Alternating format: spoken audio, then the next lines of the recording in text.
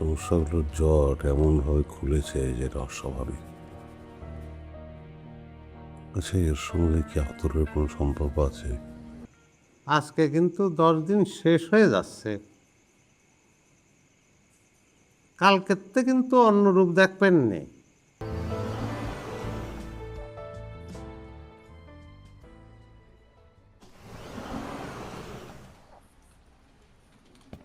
এই নেতা বেশ কিছুদিন ধরে আমাদের প্রতিষ্ঠানের কাছে একটা স্পন্সর চাচ্ছিলেন। উদ্দেশ্য এলাকায় লোক দেখানো উন্নয়ন কর্মসূচি। বেড়া ভণ্ড এবং প্রভাবশালী। সব টাকা যে তার পকেটেই যাবে সেটা বুঝতে আমার আর বাকি নেই, তাই আমি রাজি হচ্ছিলাম না। আজকে নিশ্চয়ই খবর আছে আমার। স্যার, আপনি কখন আসলেন? সে তো মেলাক্ষণ হয়ে গেছে, শিকড় গজায় গেছে। তা আপনি কেমন আছেন? আমি তো স্যার ভালো, আপনাদের দোয়ায়। না, আমি যেই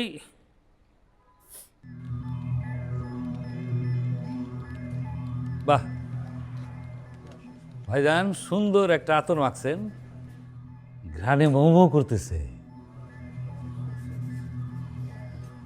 ভাইজান, কিছু মনে করবেন না, আপনারে নিয়ে অনেক কটূক্তি করছি আমরা, আপনারা শুনাইছি।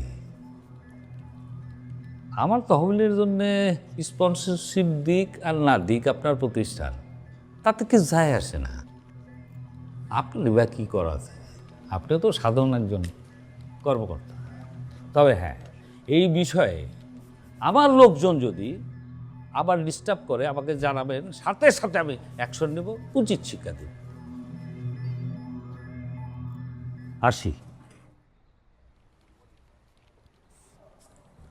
মনে কিছু করবেন না।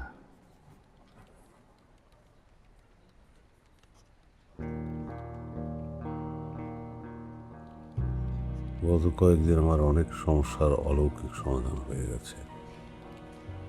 সমস্যাগুলোর জট এমনভাবে খুলেছে যেটা অস্বাভাবিক।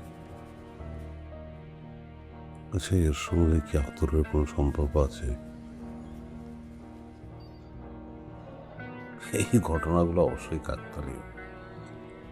একজন বিজ্ঞান মনস্ক মানুষ হিসেবে এই ঘটনার সাথে আতরের সম্পর্ক খুঁজতে যাওয়া হাস্যকর।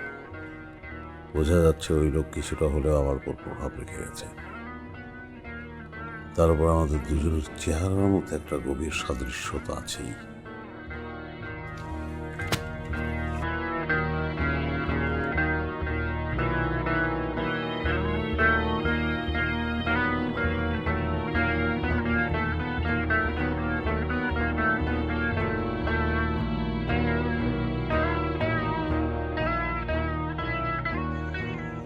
স্যার,